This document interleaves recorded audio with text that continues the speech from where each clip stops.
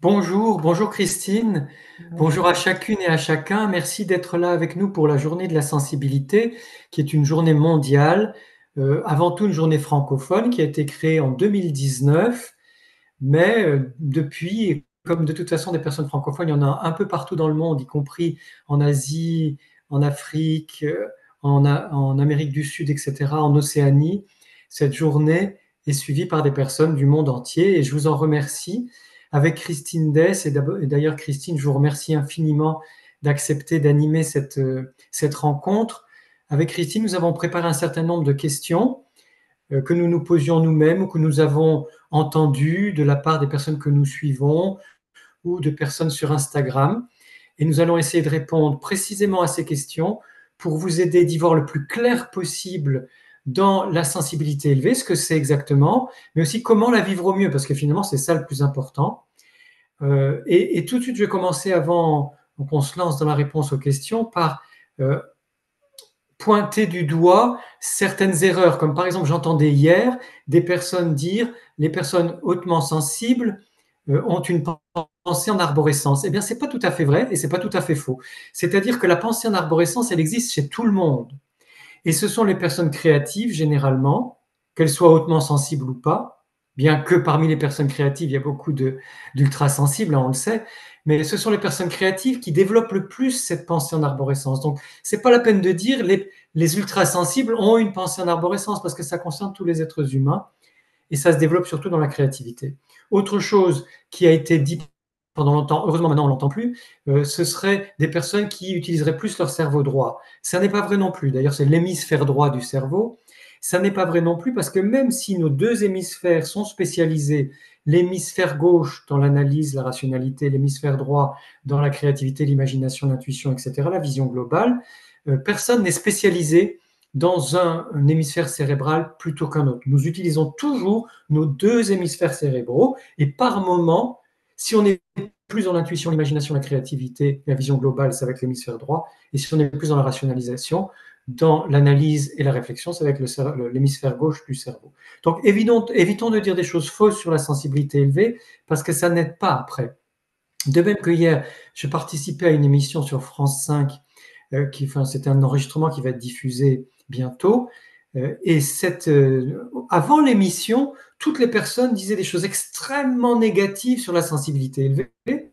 Et après l'émission, tout le monde était ravi, femmes et hommes, en disant ah oui, c'est formidable, reconnaissant que leur propre sensibilité, qu'ils soient hautement sensibles ou pas, était une bonne chose. Donc ce que je voudrais aussi, c'est que cette vidéo vous aide à montrer les bons côtés de votre haute sensibilité. Parce que si on insiste trop, bien sûr que parfois c'est difficile, on est d'accord, quand on souffre très fort, quand on a une douleur, elle est très intense, quand on a certaines émotions difficiles, on en bave, hein, ce sont des moments particulièrement éprouvants. On est d'accord parce que notre sensibilité est intense. Mais arrêtons de dire des choses trop négatives sur la sensibilité élevée parce qu'après, c'est le discours qui est répété, répété, répété comme une espèce d'hypnose collective négative, alors que finalement, si on apprend à bien vivre notre sensibilité, et c'est ce pourquoi on fait cette vidéo avec Christine, eh bien, on va lui trouver beaucoup de qualités. Voilà, encore un grand merci.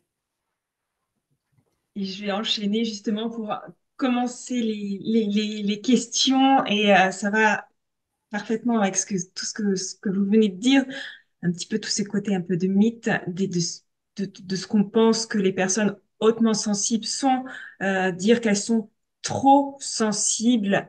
Donc, pourquoi cette idée de trop sensible, elle est apparue en fait dans notre société?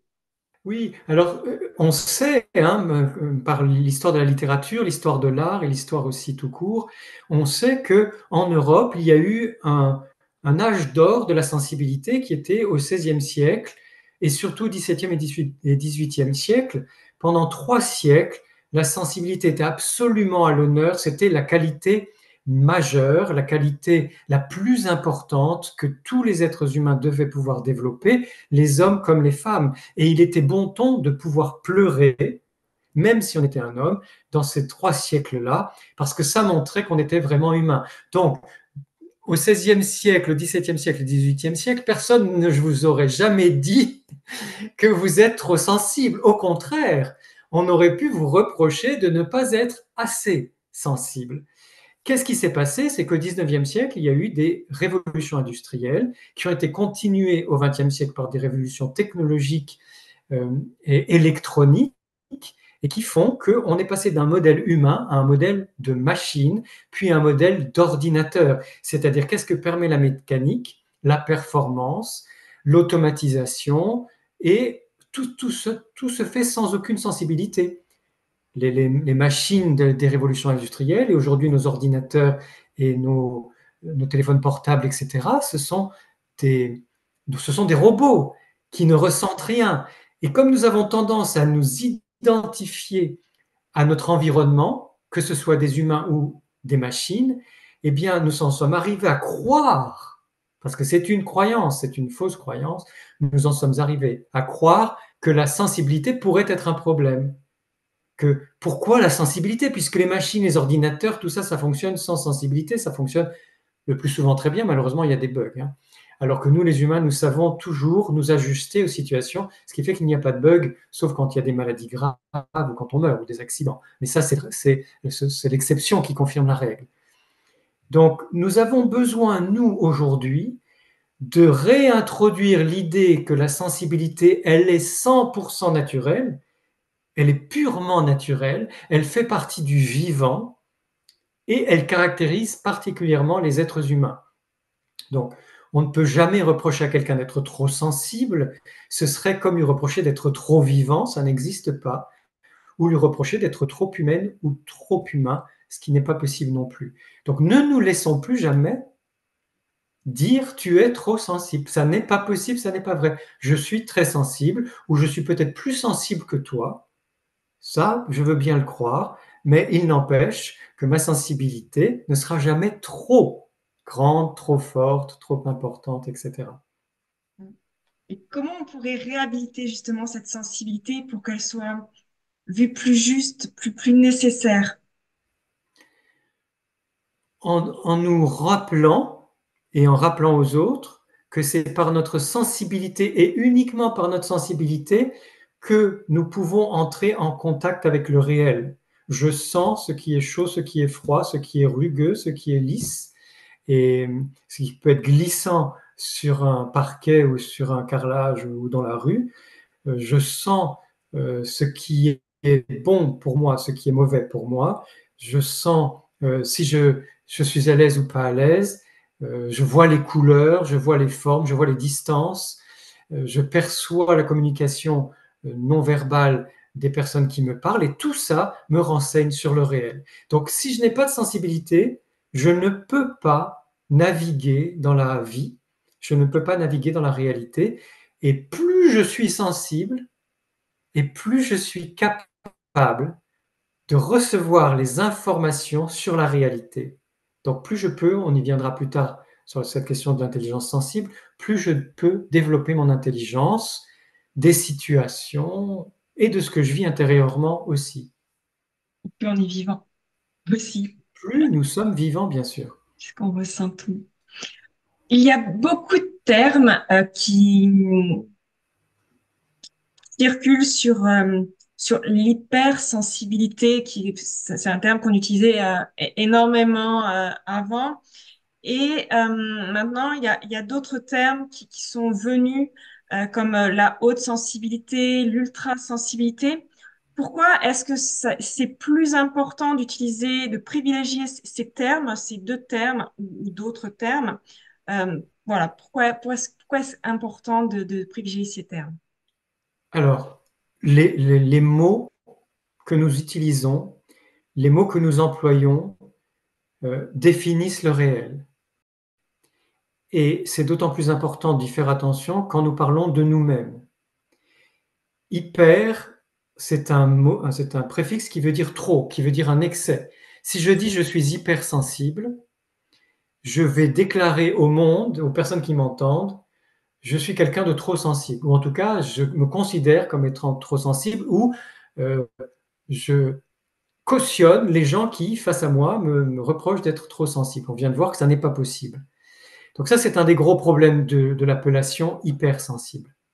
Le deuxième gros problème, c'est que l'hypersensibilité et le terme hypersensible, ce sont des termes médicaux qui désignent des allergies, des intolérances, des réactions, et qui donc ne correspondent pas à la haute sensibilité telle qu'elle a été définie par Hélène Aron, parce que cette haute sensibilité, c'est tout simplement une sensibilité plus élevée que la moyenne. Cette sensibilité plus élevée que la moyenne qui concerne 30% de la population et qui est sur un continuum de sensibilité humaine, sauf que 30% de la population, à peu près un tiers, est plus sensible que la moyenne. Donc, en disant je suis hautement sensible, je suis fort sensible, je suis très sensible, je suis particulièrement sensible, ou comme les artistes du 19e siècle en France et en Belgique, je suis ultra sensible, on définit exactement de quoi il s'agit. On parle de sensibilité élevée, de haute sensibilité, sachant que ultra, ça veut dire le degré supérieur de, ou plus, tout simplement, un degré supérieur de sensibilité. C'est exactement la définition de la haute sensibilité. Donc on a intérêt à sortir de cette imposition, de cet impérialisme des algorithmes qui, sous prétexte qu'on a à une certaine période utilisé hypersensibilité ou hypersensible, nous impose de les réutiliser aujourd'hui. Non, on peut très bien créer de nouveau une façon plus juste de parler de nous. Les algorithmes, petit à petit, vont s'ajuster. Ils vont se rendre compte qu'on parle de plus en plus souvent de haute sensibilité, de personnes très sensibles, d'ultrasensibilité et d'ultrasensibles.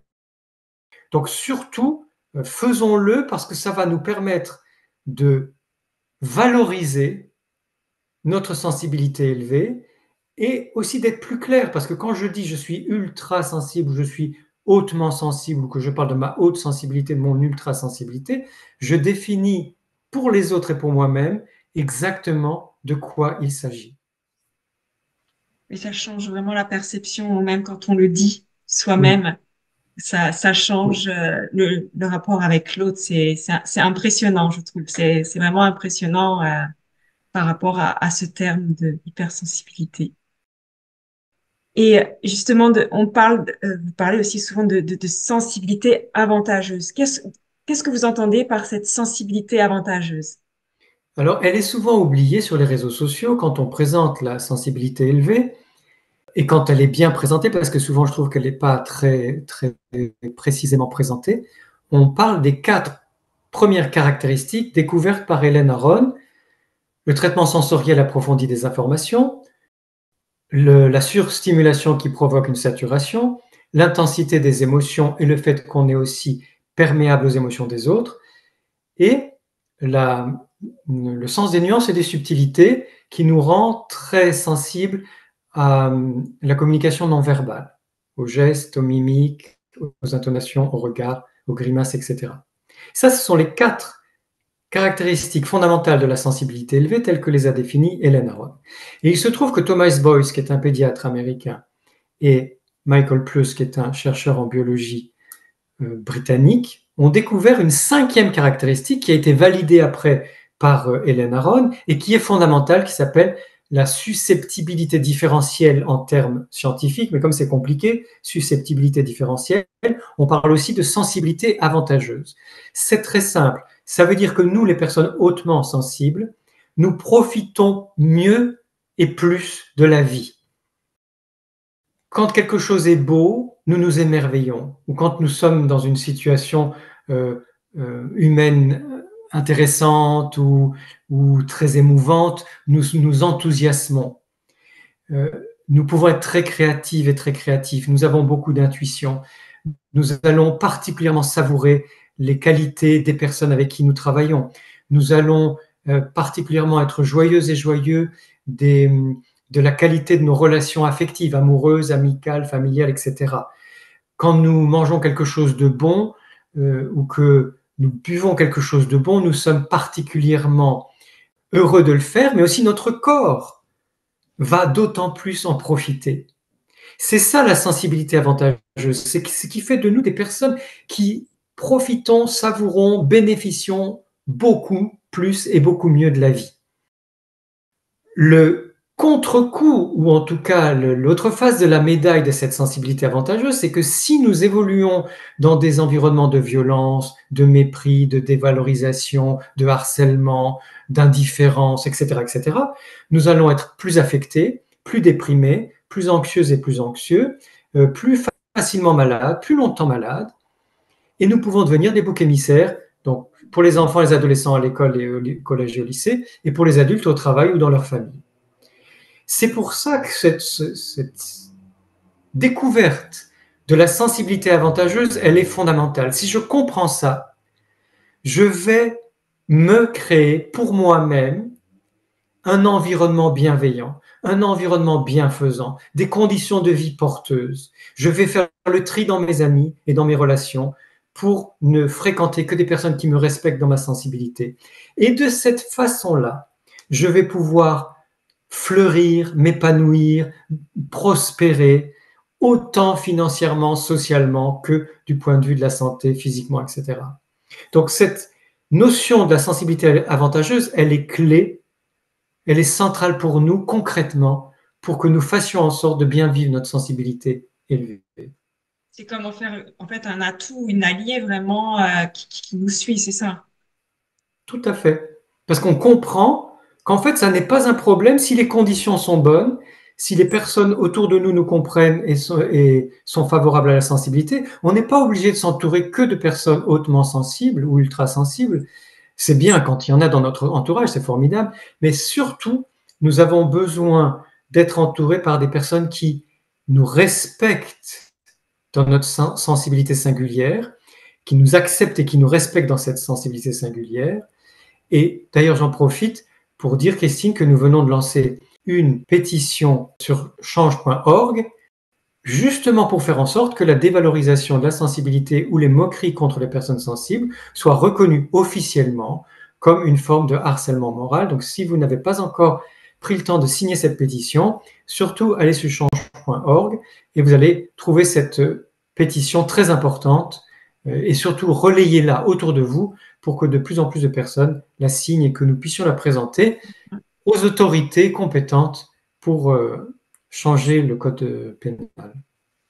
Et je rebondis aussi sur la sensibilité avantageuse, où souvent, comme vous avez dit, on montre souvent plus les défis qu'on rencontre. Si on va un peu sur Instagram, sur YouTube, c'est là, on parle plus de tout ce qui est difficile pour nous, en fait. Et c'est vrai que de voir ça, de se dire, bah ouais, en fait, il y a cette sensibilité avantageuse, c'est juste génial. C'est juste génial. Christine, merci infiniment parce que ça me permet de parler de l'effet nocebo. On connaît l'effet placebo, hein, ces médicaments sans aucune substance active qui pourtant vont guérir entre 30% et 90% des personnes selon les études. L'effet placebo peut être généralisé dans le sens que si je parle favorablement de ma sensibilité, je vais en bénéficier d'autant plus. Eh bien, le contraire de l'effet placebo, c'est l'effet nocebo. L'effet nocebo, c'est si je prends un exemple un peu extrême pour vous faire comprendre, un mauvais médecin qui annonce à un patient qui est malade qu'il n'en a plus que pour 3 mois à vivre. Et ce patient, effectivement, va mourir dans les 3 mois parce qu'il a cru son médecin et il prend au pied de l'alerte, au pied de la lettre, c'est une alerte aussi d'ailleurs, cette prédiction. En revanche, un patient qui doute de ce qu'a dit le médecin peut aller en consulter un autre qui lui dit mais monsieur pas du tout ou madame pas du tout, nous allons faire en sorte que vous puissiez guérir ou vivre au mieux ce qui se passe pour vous et cette personne peut vivre 3 ans ou 5 ans ou 10 ans de plus. Donc l'effet nocebo, il existe aussi du point de vue psychologique par rapport à notre sensibilité.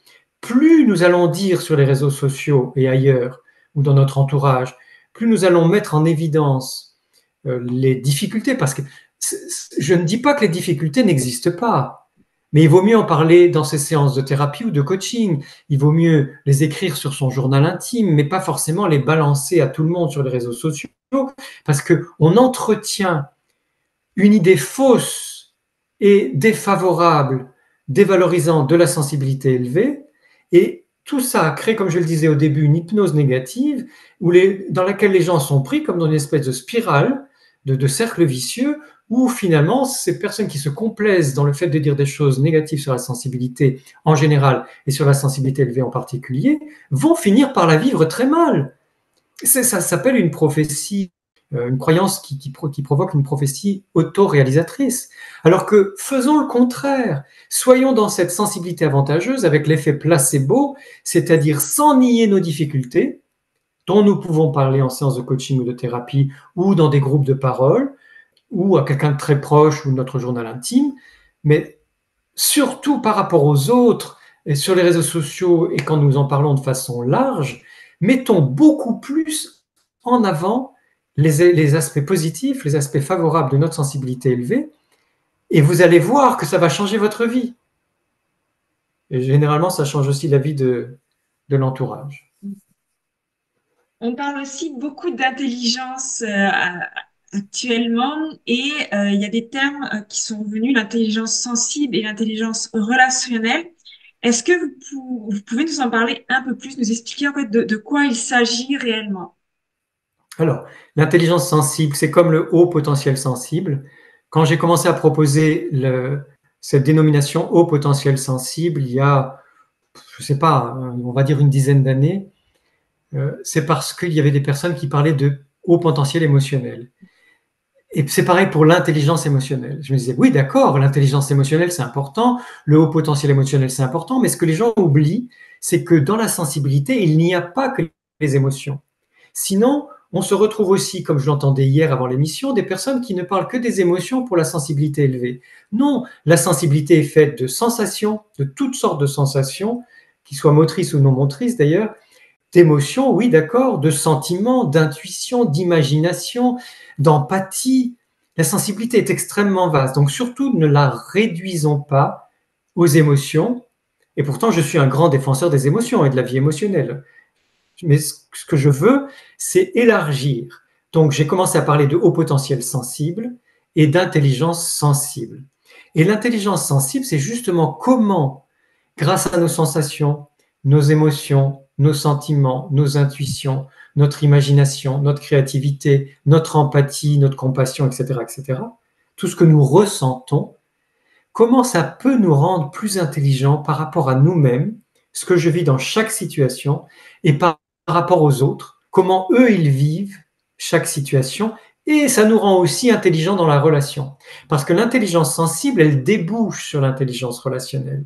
L'intelligence relationnelle, c'est cette intelligence qui me permet, dans chaque situation de toutes mes relations, de comprendre au mieux ce qui se passe pour pouvoir m'ajuster, dire ce que je pense, ce que je veux, ce que je ne veux pas, et être capable d'écouter ce que l'autre veut ou ne veut pas, et d'en tenir compte. Et tout ça, ça n'est pas évident, parce que nous avons nos conditionnements, nous avons notre histoire, nous avons nos blessures, et développer l'intelligence sensible qui nous permet de développer l'intelligence relationnelle, je trouve que c'est un merveilleux cadeau qui est à notre disposition. Notre sensibilité nous permet, jour après jour, jusqu'à notre dernier souffle, de développer sans cesse notre intelligence sensible, pardon, donc notre intelligence relationnelle. En fait, ça enrichit nos Oui, interactions avec les autres. exactement. Dans la compréhension, c'est un processus, hein, dans la compréhension continue de ce qui se passe pour moi, de ce qui se passe pour l'autre et de ce qui se passe dans la relation entre l'autre et moi. Plutôt que d'être dans des principes rigides ou des idées reçues ou des conventions ou des il faut que, même des il faut que sortant de la psychologie, hein, parce qu'il y en a. C'est être tout le temps à l'affût, grâce à notre sensibilité, à nos sens en aguet, puisque de toute façon nos sens sont toujours en aguet quand nous sommes hautement sensibles, de nous servir de cette sensibilité élevée pour comprendre instant après instant ce qui se passe pour moi, pour l'autre et dans la relation. Et là, ça devient, je vous assure, jubilatoire de vivre. On est tout le temps, parce que la sensibilité et l'intelligence, donc l'intelligence sensible, c'est jubilatoire. On sent qu'on comprend des choses, qu'on perçoit des choses, qu'on a l'intuition. Et en parlant avec l'autre ou avec les autres, on se rend compte qu'on peut encore enrichir ça. Et ça devient de plus en plus intéressant de vivre. Et est-ce que cette intelligence, elle se développe? Parce que, en fait, quand on est, alors je veux dire, dans le début du stade où on découvre qu'on a une haute sensibilité, qu'on a du mal à la gérer, cette intelligence sensible et intelligence relationnelle, on la voit pas trop. Donc, est-ce qu'elle se développe justement, cette intelligence sensible et relationnelle? Oui, tout à fait. Au début, ou avant même de découvrir qu'on est hautement sensible ou ultra sensible, on a peur de notre sensibilité. Donc, on veut plutôt la, soit la camoufler, soit la préserver, soit la diminuer un peu parce qu'on se dit, oh là là, c'est explosif, ou c'est volcanique, ou c'est trop puissant, etc. Et puis quand on apprend qu'on est hautement sensible ou ultra sensible et qu'on l'apprivoise, ça prend du temps. Pour moi, ça a pris des années. Au fur et à mesure que j'ai apprivoisé ma grande sensibilité, je n'ai plus eu peur de développer ma sensibilité. Et c'est ça le grand paradoxe magique. C'est que non seulement on n'est pas obligé d'en rester avec la sensibilité qu'on a, mais on peut la développer encore plus, et notamment tout ce qu'elle permet grâce à l'intelligence sensible et à l'intelligence rationnelle. Oui, on peut les développer sans cesse de plus en plus, et c'est fabuleux. Là, vous avez dit qu'on est 30% sur cette terre à être hautement sensible, à une sensibilité plus élevée. En quoi toutes les initiatives collectives qu'il peut y avoir entre personnes qui ont une sensibilité plus élevée va être bénéfique pour nous, en fait, pour nous, pour toutes les personnes qui sont hautement sensibles. Alors ça, c'est très important. Jusqu'à présent, et Christine, nous en avons déjà parlé dans, une, dans un entretien que nous avons fait l'automne dernier, c'est très important de nous rendre compte que dans l'histoire de la sensibilité élevée, dans l'histoire de la haute sensibilité, qui est une histoire passionnante parce qu'elle échappe aux psy, hein, puisque beaucoup de psy disent que ça n'existe pas, en fait c'est un mouvement populaire, c'est un mouvement qui vient de la base, qui vient du terrain. C'est un mouvement très puissant qui vient de la vie. La sensibilité est en train de reprendre ses droits depuis une vingtaine d'années, et plus particulièrement ces dernières années. Dans ce grand mouvement formidable, il y a eu certes des informations qui ont été données dans les médias ou des livres qui ont été publiés, mais c'est surtout des prises de conscience personnelles, individuelles. Et je crois, comme nous nous le sommes dit, Christine, que nous arrivons à un moment où il est important que nous réunissions nos compréhensions individuelles, nos chemins personnels, nos initiatives singulières, que nous les réunissions de temps en temps. Il ne s'agit pas de faire ça tout le temps, hein, mais de temps en temps, pour que nous puissions vraiment créer une communauté de haute sensibilité, une communauté ultra sensible. C'est pour ça qu'a été créée la Journée mondiale de la sensibilité. C'est pour ça qu'existe la Semaine de la sensibilité chaque année, cette année du 11 au 19 janvier. Mais nous pouvons faire mieux. Et c'est pour ça aussi qu'existe l'Observatoire de la sensibilité, qui est la preuve vivante depuis 2016 qu'on peut faire beaucoup de choses ensemble. Mais je pense que ce qui serait formidable dans toute la francophonie, puisque nous parlons français, mais ça peut être aussi dans le monde entier, qu'il y ait des initiatives de groupes, soit des groupes de parole, soit simplement des sorties, passer des moments ensemble entre personnes hautement sensibles, ça peut être très sympathique. Ou alors, sans aller jusqu'à créer des syndicats, mais un groupe de réflexion ou de partage sur la haute sensibilité au travail. Comment faire pour qu'il y ait des témoignages, des échanges, on partage nos astuces, nos découvertes, nos tuyaux, nos expériences, etc. Qu'on se soutienne aussi peut-être un jour dans la recherche de travail pour pouvoir embaucher des personnes hautement sensibles dans des entreprises où il y a un encadrement ou des personnes hautement sensibles suffisamment présentes pour qu'elles puissent protéger et favoriser, favoriser pas dans le sens d'un piston, hein, mais favoriser dans le sens humain, de soutenir d'autres personnes hautement sensibles, que ce soit pareil dans les hôpitaux, dans les écoles, dans les crèches, enfin partout, dans toute la vie, y compris dans les loisirs et les voyages, etc., dans certains hôtels. J'imagine qu'on peut vraiment créer toutes sortes de communautés de personnes hautement sensibles qui faciliteraient non seulement la vie, qui nous faciliteraient la vie à nous, ultra sensibles, mais comme le dit Hélène Aron, tout ce qu'on fait pour les personnes hautement sensibles, tout ce qu'on comprend et qu'on fait pour ces personnes va aider tout le monde, puisque d'une façon ou d'une autre, tout le monde est sensible. Moi, mon appel de cette journée de la sensibilité 2025, c'est vraiment que nous ayons des initiatives à plusieurs, que nous fassions des choses en commun en faveur de la sensibilité élevée. Chacun, chacune, à son échelle, là où il est, là où elle est, que ce soit au Québec, en Belgique, en Suisse, en France, en Afrique francophone, en Océanie francophone, partout, ou même en Amérique du Sud francophone, puisqu'il y a des francophones dans les Caraïbes et en Amérique du Sud. Donc partout sur le globe, il y a des communautés francophones. Commençons, et peut-être même en Louisiane, puisque je sais maintenant qu'il y a des francophones qui vraiment luttent pour que leur français à eux, le français de Louisiane, puisse perdurer. Je crois que nous pouvons nous appuyer sur la francophonie, en laquelle je crois beaucoup, pour développer. Et en plus, je pense que la culture francophone, c'est une culture qui est une culture de la douceur de vivre. C'est une culture de la convivialité, c'est une culture de la légèreté, c'est une culture de la légèreté intelligente, hein. C'est une culture de la relation à l'autre, de l'élégance. Et toutes ces qualités merveilleuses de la francophonie vont pouvoir un jour servir au monde entier. Mais commençons déjà, chez nous francophones, partout dans le monde, à avoir des initiatives entre personnes très sensibles.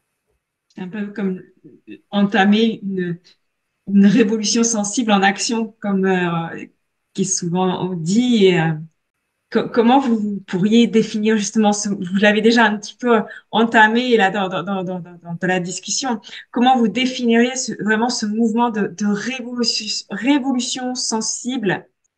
C'est la prise de conscience, la révolution sensible, parce qu'il y a une évolution sensible nette depuis qu'on parle de sensibilité élevée, qu'on parle plus d'émotions, qu'on parle plus de tout ça. Je pense que nous avons, à l'Observatoire, nous pouvons être fiers de cette évolution sensible que nous permettons en francophonie depuis des années. Et nous allons continuer. Mais je pense que la révolution sensible, c'est un cran de plus dans la prise de conscience, en tant que citoyennes et citoyens du monde, la prise de conscience que plus nous sommes centrés sur notre sensibilité, plus nous sommes dans l'authenticité de ce que nous vivons, plus nous défendons les droits des enfants, des adolescents, des adultes et des personnes âgées sensibles, voire très sensibles, plus nous faisons avancer le monde. C'est-à-dire, je pense que la révolution sensible, elle n'est pas politique au sens de politique politicienne.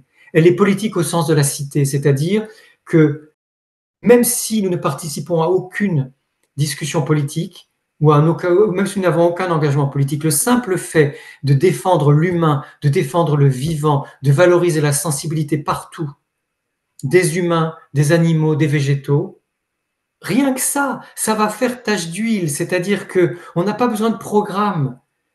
Tenons bon sur ce qu'est notre sensibilité, tenons bon pour valoriser la sensibilité, la défendre, la respecter chez tout un chacun, toute une chacune, de la naissance à la mort, et nous voyons que ça permet une progression de la société, de la culture, dans le meilleur sens, avec la plus grande intelligence, parce que la plus grande intelligence vient du cœur, c'est l'intelligence sensible. Donc c'est tout simple, la révolution sensible. C'est être qui nous sommes en étant sensibles, faire des choses ensemble entre personnes sensibles, et tout le temps tenir bon sur la défense, le respect et la promotion de la sensibilité humaine. Et qu'est-ce que vous pensez, vous l'avez un petit peu dit, qu'est-ce que vous pensez que ça va vraiment apporter, tout ça, cette révolution sensible?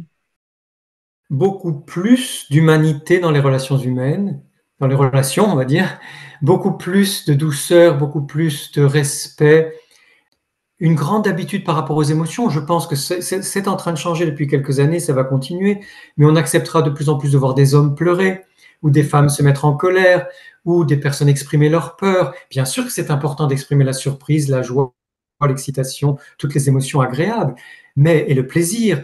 Mais c'est important aussi d'avoir la liberté d'exprimer les émotions moins agréables ou plus difficiles, parce que ça nous libère.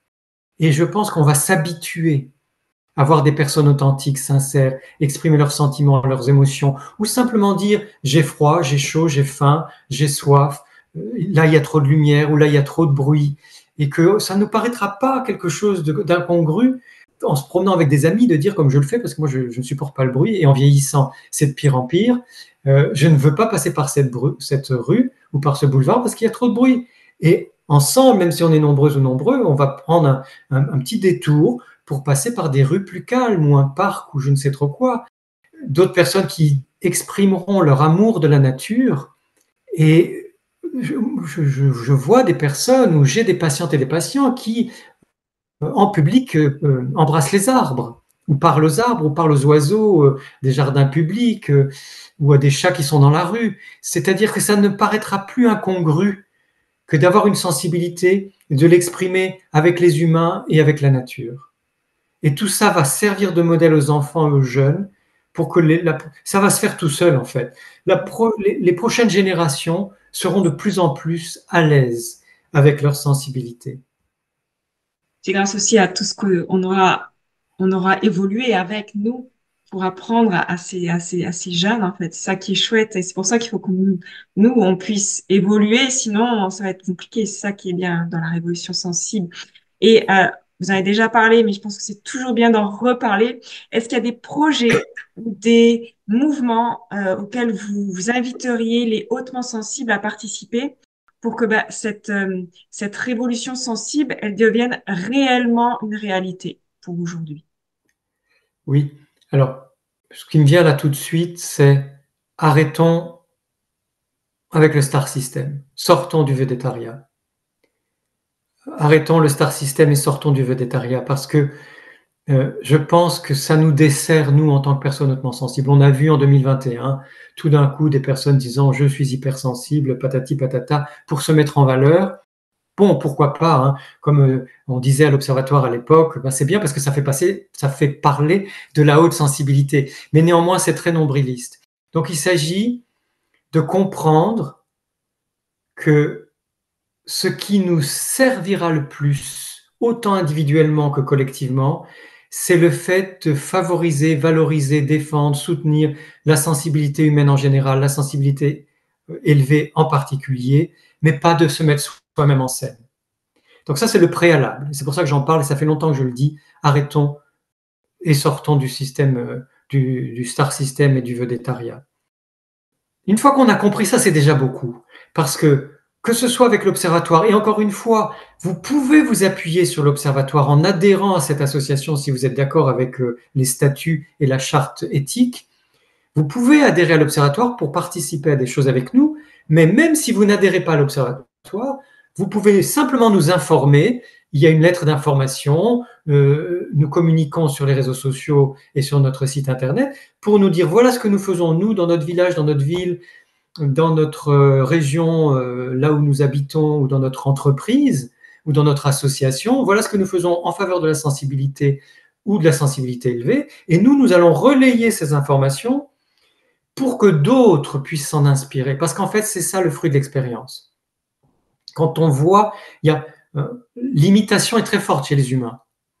C'est-à-dire qu'on se rend compte à quel point on peut faire pareil, ou différemment, ou mieux, parce que c'est ça aussi, ça stimule, ça rend créatif et créatif. Mais plus nous aurons d'informations sur les initiatives qui sont prises en faveur des personnes sensibles et très sensibles, et plus nous ferons tourner ces informations, plus il va y avoir d'autres initiatives qui vont se créer. Et je pense que c'est ça le cercle vertueux de la sensibilité. C'est que on se soutient. Et comme hier dans l'émission sur France 5, avant tout le monde voyait de façon pessimiste la sensibilité élevée, à la fin tout le monde la voyait de façon optimiste. Simplement parce que il suffisait de refaire penser, refaire envisager à tous les bienfaits que nous apporte la sensibilité et revaloriser chacune et chacun dans sa sensibilité. Et hop, tout d'un coup, ça s'est passé en une heure de temps. Tout d'un coup, tout le monde comprend que c'est formidable d'avoir une grande sensibilité. Et toutes ces initiatives, qu'elles soient avec l'Observatoire ou simplement relayées par l'Observatoire ou par d'autres, ça peut être l'Académie des sensibles, ça peut être un podcast comme celui de Pascaline Michon à Fleur de Peau, peu importe. Faisons connaître tout ce que nous faisons en faveur de la sensibilité et ça va avoir un effet d'entraînement. En fait, c'est casser en fait ces croyances qu'on avait sur sur notre sensibilité. casser ces mythes et ce que les gens pouvaient croire de la Tout à fait. sensibilité. Alors là, j'ai quelques questions courantes que beaucoup de personnes hautement sensibles se posent. Alors, je vais vous la dire comme ça. Pourquoi je me sens souvent fatiguée, plus fatiguée que les autres dans des situations sociales? Donc ça, si vous pouviez répondre, ça, c'est une question voilà, qui est souvent posée. Oui, c'est une question centrale pour nous, personnes ultrasensibles. Du fait de ce traitement sensoriel approfondi des informations, traitement sensoriel approfondi des informations, nous sommes sans filtre. C'est-à-dire que nous avons un seuil de détection des stimuli qui est très bas. Le moindre petit stimuli, qu'il soit sensoriel, émotionnel, intuitif, etc., cognitif, etc., le moindre petit stimuli passe en nous et impacte notre cerveau, notre système nerveux et notre cerveau.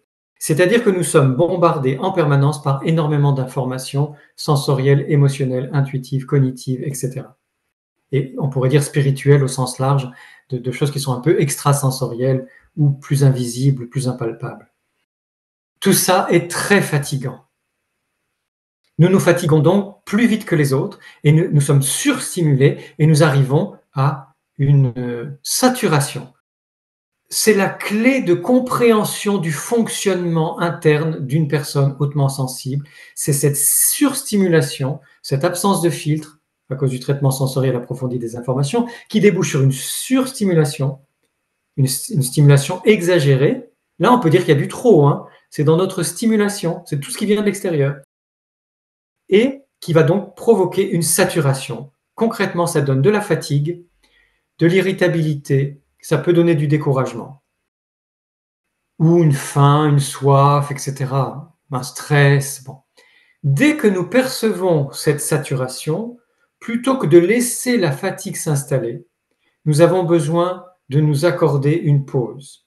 Si je vais dire comment je fais moi, puis chacun après invente ses propres façons de faire. Si je suis dans le métro, dans le train, dans le bus, je ferme les yeux. Je me centre sur ma respiration, sur le poids de mon corps qui est assis et sur mes pieds posés par terre. Lorsque je suis debout, je ferme les yeux. Je me tiens quelque part, hein, mais je me ferme les yeux et je pense à mes pieds posés par terre et j'écoute ma respiration. Je ne suis pas obligé de fermer les yeux longtemps. Je peux les fermer 15 secondes, 30 secondes. Je vous assure que dans le métro à Paris, moi, ça m'arrive de fermer les yeux beaucoup plus longtemps, sans problème, on m'a jamais rien volé, parce que ça me permet de me reposer.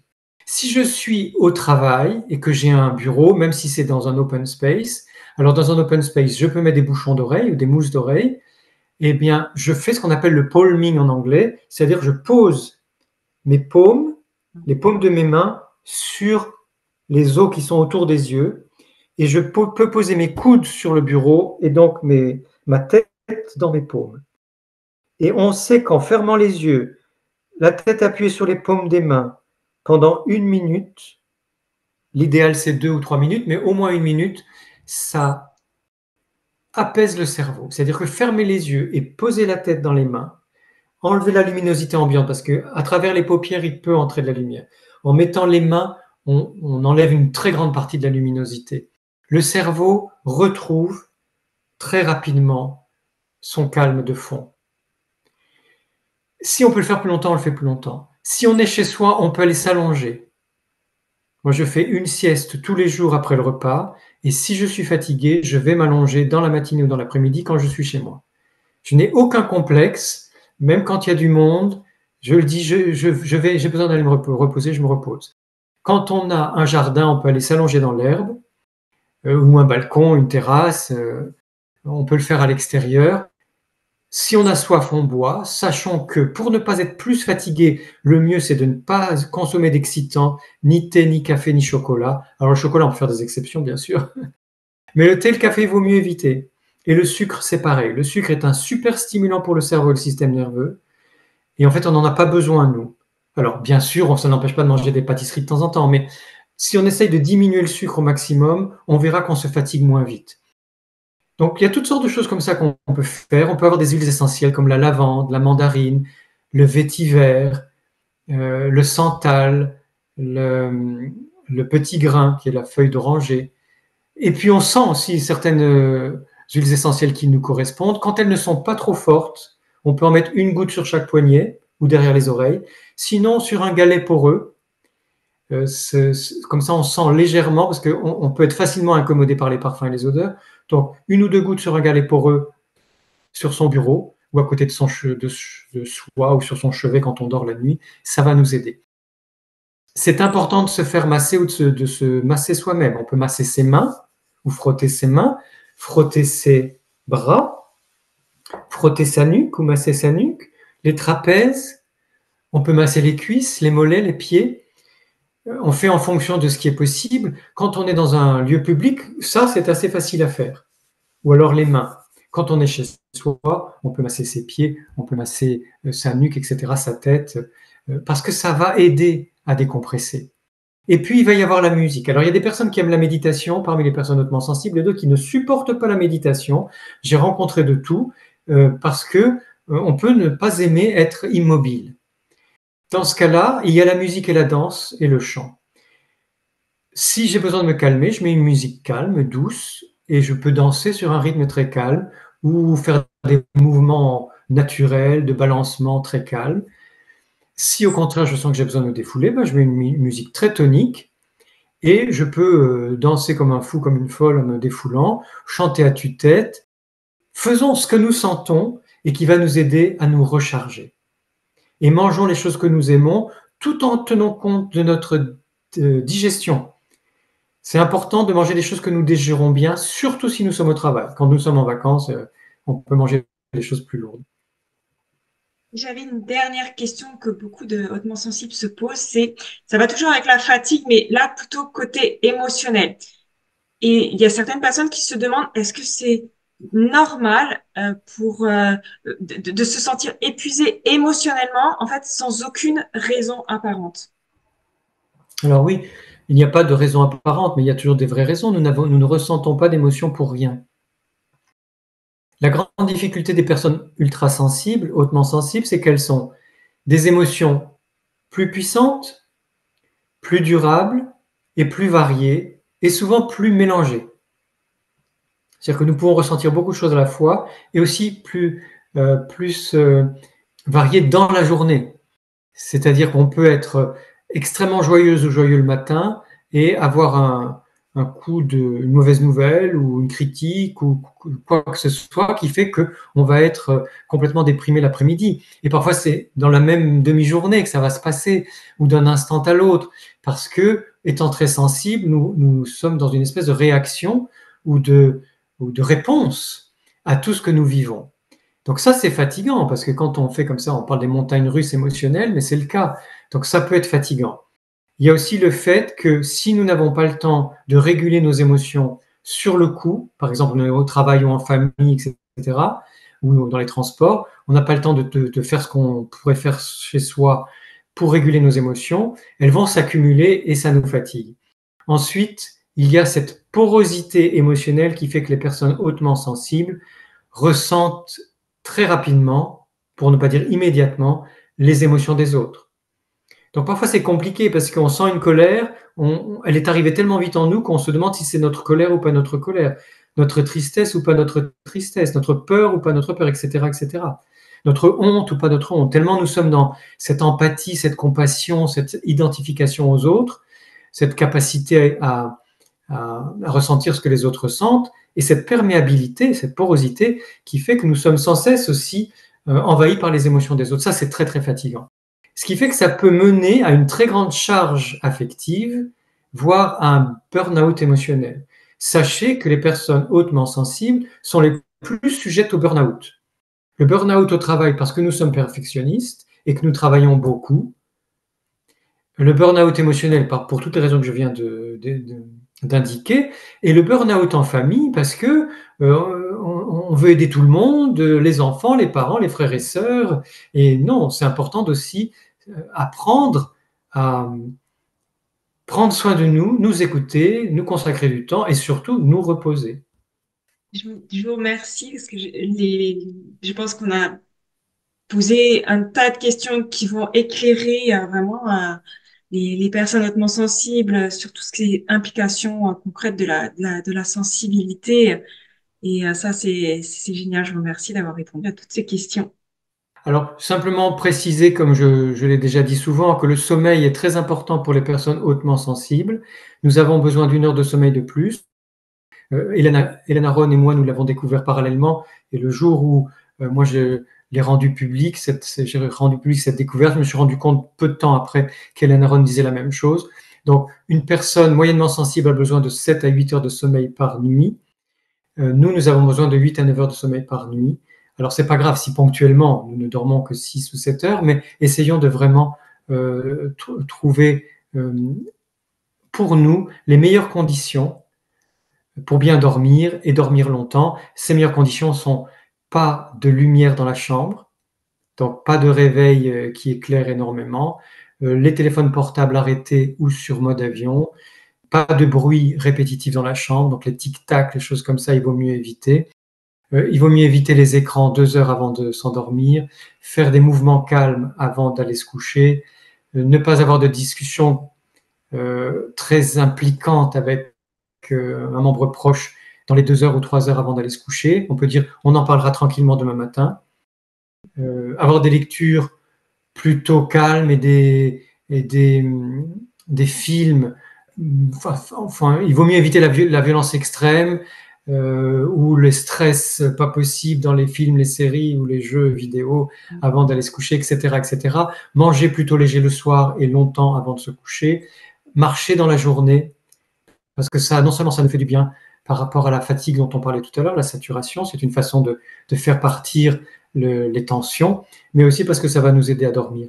Donc ça, c'est important de le préciser, c'est fondamental pour les personnes hautement sensibles.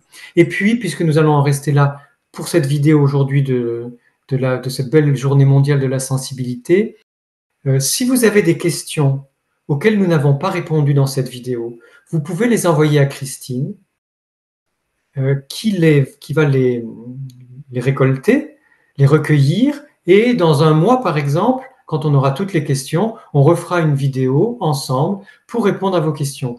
Parce que c'est bien que vous ne restiez pas sans réponse. Donc n'hésitez pas à envoyer à Christine des questions auxquelles nous n'aurions pas répondu aujourd'hui ou qui vous sont venues en nous écoutant, et nous y répondrons à peu près dans un mois. Donc je vous souhaite une merveilleuse journée mondiale de la sensibilité, une très belle semaine de la sensibilité. Je souhaite que vous puissiez la vivre dans la fête, la célébration de votre sensibilité, la fierté de cette belle sensibilité, dans la créativité, avec beaucoup d'espoir pour vous, pour vos proches, et continuons à rester en lien les uns et les autres pour faire ensemble de belles choses sensibles, créatives et humaines. Un immense merci. Au revoir. Et merci Christine. Au revoir. Merci.